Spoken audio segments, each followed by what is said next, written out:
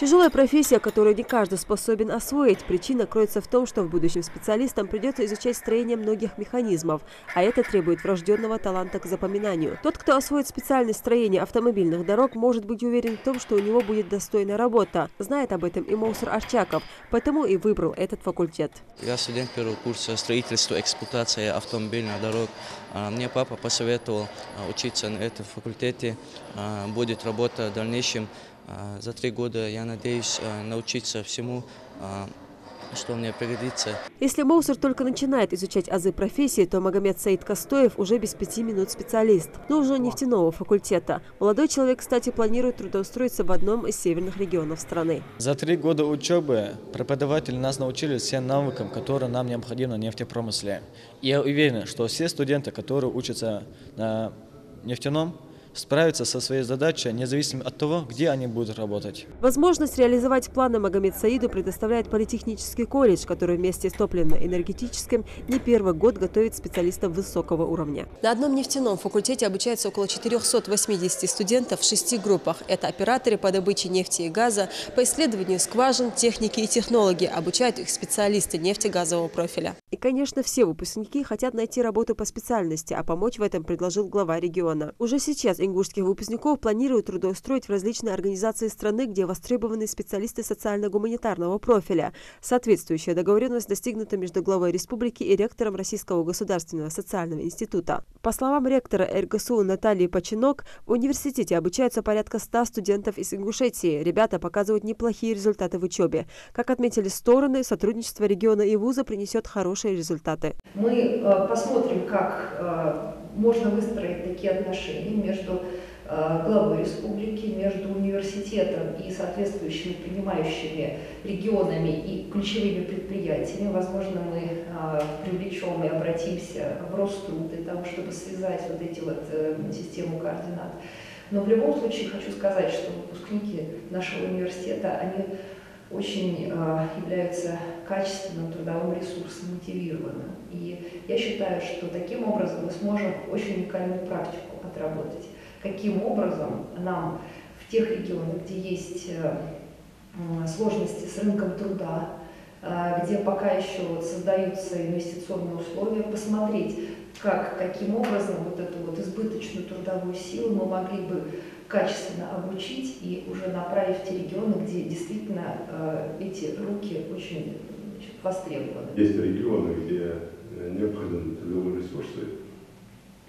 Мы у себя будем готовить, обучать по линии СПО специалистов, чтобы не просто рабочую силу, а специалисты направлять. Но когда ребята с высшим образованием поедут работать, уже получать практику на территории, это, конечно, будет такой большой плюс. Проблему трудоустройства выпускников обсуждал председатель правительства страны на заседании комиссии по социально-экономическому развитию СКФО. Назову ряд ключевых проблем, которые требуют новых решений. Во-первых, система подготовки кадров в округе недостаточно сориентирована на реальные потребности экономики. Только половина выпускников среднего и высшего образования находит работу, опять же, подчеркиваю, по среднему, хотя сейчас есть и благоприятные изменения. Юнусбек Евкуров в ходе заседания предложил разработать для республики пилотный проект по снижению безработицы, поскольку в Ингушетии данная проблема стоит наиболее остро. А если опыт даст положительный результат, то его могут использовать и соседние регионы. Мы сегодня можем готовить специалистов во все регионы страны, как вы сейчас только что сказали. Надо, может, эту советскую практику возродить. Было время, когда выпускники высших учебных заведений, особенно в системе образования или другой сферы, приезжали с регионов на Кавказ. Мы помним это, они везде работали. Может, наших уже ребят уже пора направлять, почему? Потому что нам все равно не охватить объемом рабочих мест наших специалистов. Мы можем сегодня хорошо обучать и энергетический колледж, и по линии нефтегазовой сферы, линейно-строительной, туристической отрасли.